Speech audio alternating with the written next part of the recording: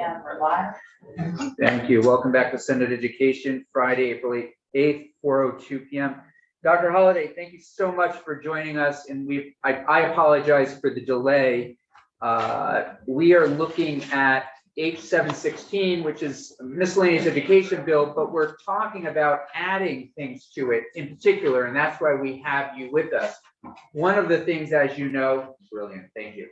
One of the things, as you know, we're interested in, and you probably heard yesterday's testimony, is we're deeply concerned about the teacher shortage that's coming. We heard from the NEA that there are roughly 1,000 openings already posted in the state. We're curious to know if that number is high or where that number falls, annually, right? Generally what that number looks like.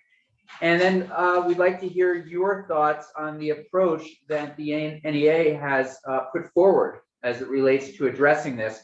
And then afterward, we have a couple other questions related to things that we might add to this bill. So with that, we'll kick it off with the teacher shortage. Great. For the record, Patrick Halliday, I'm the Director of the Education Quality Division at the Vermont Agency of Education. Thanks, Chair Campion and all the members of the committee. I appreciate the opportunity today. I submitted some testimony, maybe an hour ago. No worries about running late. Yep, great. No worries about running late. I'm still an educator at heart, and boy, parent-teacher conferences, there's always a line outside my room as trying to give everyone their due time, so I understand completely. Just to take your question, Senator Campion, about the number of openings, I completely trust Colin and Julie when they say there are about 1,000 openings. And whether that's high or not for this time of year, I really don't know for certain. What I do know is that that what they have described in terms of a really concerning shortage of teachers is true. So like that, there's no question that we're facing a shortage like nothing that I've seen in my professional life, which goes back further than I'd like to admit at this point. And so what we really are advocating for is a wide variety of responses to meet the need. The program specifically that Julie Longchamp was talking about is a fantastic one. We have the peer review program that's been around now for 30 plus years, almost 35 years, I believe. Gosh, longer than that. In the Agency of Education for over 20. And this is a really good program for a certain candidate entering into education. This is really designed for folks who have been who have had really unique life experiences that they can bring to bear in teaching. But it's not the only route that folks should be, that we should be looking at, in my opinion, to try to address the shortage. I use an example in here of the Vermont Legal Apprenticeship Program. That's a great program for someone, for a select group of folks who have a select group of experience to enter and become, full barred lawyers. And that's great, but it's not the only route that we need to be, that we would want for all of our lawyers to be going. Similar peer review, it lives in our division. We think it's a great program. It's not the only route that we should be there.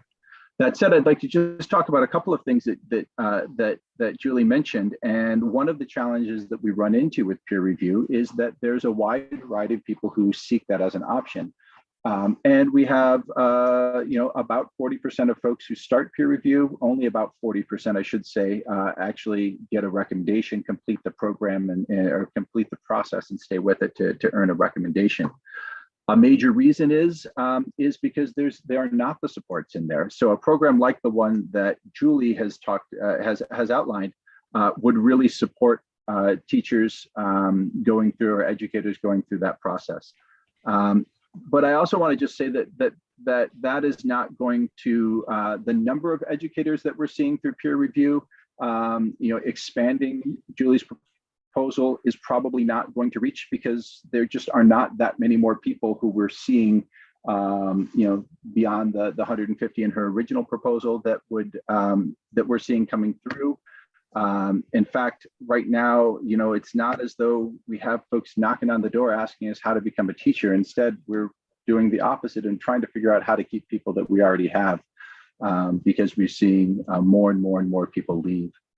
And so and this is really unprecedented. In a typical year, we see probably you could certainly probably keep your socks on and count the number of teachers who break a contract without cause or with cause over the course of the year. This year, individual districts are seeing that number of teachers leave in the middle of the year, and so it really is a big concern. For particular endorsement areas, special education probably being the single biggest one, it is nearly impossible to hire a teacher or to find a qualified teacher in many parts of the state at this point. And so devising a whole menu of responses rather than focusing solely on expanding the peer review option and the supports outlined by Julie and Colin for peer review is the direction that I would advocate. I've outlined just the barest bones of a couple of other considerations that could be pursued with additional funding. And I don't want to go too far. I want to make sure I'm answering the questions of the committee. So I'll stop and yeah, no, this is helpful for those.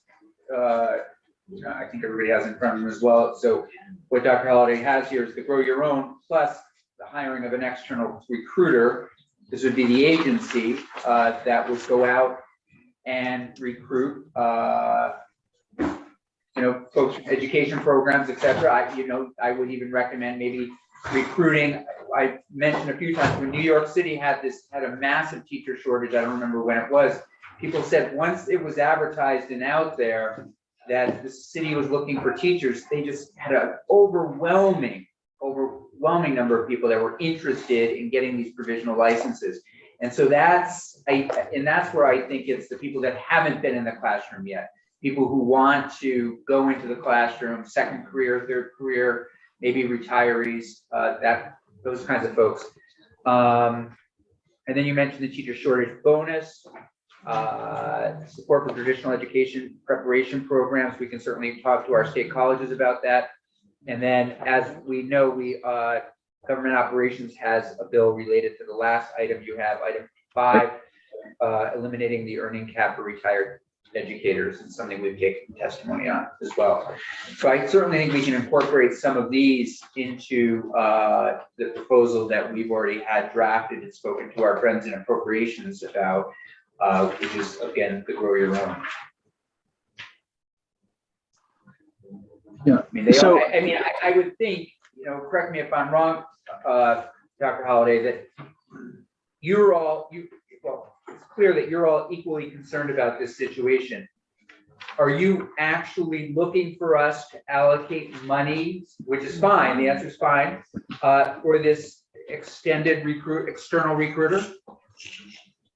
So am I? I think it's a very promising idea. I'm not here on behalf of the Agency of Education with a formal proposal on that. This isn't something that that the Secretary has said this is necessarily a priority. So that really should be coming from the Secretary on that. Leaving it flexible, getting some resources from the legislatures, and then you guys can all sort of decide which way to go with that. Sure. And more than anything, it's just trying to acknowledge that that we need a menu of responses and not just all the eggs in the peer review basket. And again, peer review lives in our division.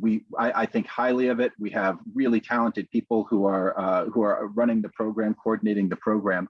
It's just that we have we're pretty close to being tapped out in the number of candidates we think we're going to be able to see to who are going to be applying through that route, just because you have to have a particular background, and this is really your classic career your career changer, someone who has done something for a number of years that's unfulfilling and now looking to do something that may be a more rewarding career.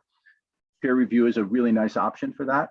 But for someone who is, I know the testimony, the conversation with Julie and Colin earlier this week, that for someone who is maybe has an associate's degree or short of a bachelor's degree, been working as a paraeducator, maybe someone who has a bachelor's degree but has been doing something that's completely unrelated to education in their career, that is peer review may not be the right pathway for that individual. And so that's where like a Grow Your Own program really targeting paraeducators who have an associate's degree or some ways towards a bachelor's degree would be a different route than peer review, both helping them to develop to meet the bachelor's requirement, but also getting additional supports to prepare them for the classroom.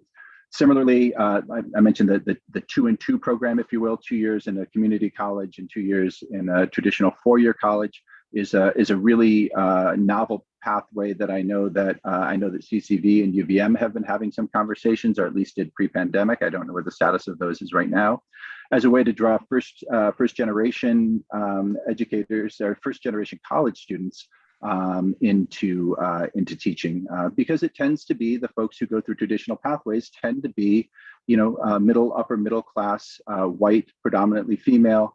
And if we really want to have a teaching workforce that represents kind of the changing demographics of the state, we need to be thinking creatively about the ways that we're going to be meeting this need, not just getting bodies, but getting the right bodies into. Yeah, the Grow Your Own thing, I initially also continue to be really interested in those folks that just work at the school, admin assistant, folks who might be in the kitchen, people who are doing lawns. I mean, to me, if you're working in a school, for some people, it's a job, but largely I think it's people that want to be in a school. And are there ways for us to say, hey, did you ever think of this? Was this a missed opportunity? Was there a financial reason that you didn't, move in this direction? All sorts of conversations in and out of the school. So Thank you. This is helpful. So if I might, the Grow Your Own is a really, so one of the problems that we see, or one of the challenges that we see, is that that regionally across the state, the conditions are different. So for example, in the Chittenden County, it's much harder to find a representative, really a diverse teaching force, but it's easier, not easy, but easier to find applicants. Franklin County, it's not too hard to find applicants, but it's really hard to retain. And that's where a place like a Grow Your Own becomes really helpful, because you have folks who are already living in the community that are more likely to stay in that community, as opposed to what we have in many kind of Franklin County school districts, where you might have younger folks who are there for a limited number of years before looking to move to Burlington, or never leave Burlington, and are willing to do some commuting for a few years. Any questions for Dr. Holliday at this point? I think the only other thing I'm going to ask of you, Patrick, is I believe you're coming back to talk to us next week. I don't know. I don't. If it's possible, I don't remember seeing the invite, but I'm happy to come back if asked. Yeah, we'd like you to come back. There are 2 bills on our wall: S17 having to do with civic education, and S189 having to do with Holocaust studies. And I continue to write language with Ledge Council, different ways to be thinking about these. Let me put it this way: the committee recognizes that there are big issues out there nationwide on, students not understanding the Holocaust, young people and adults graduating without, the concepts of what led up to it.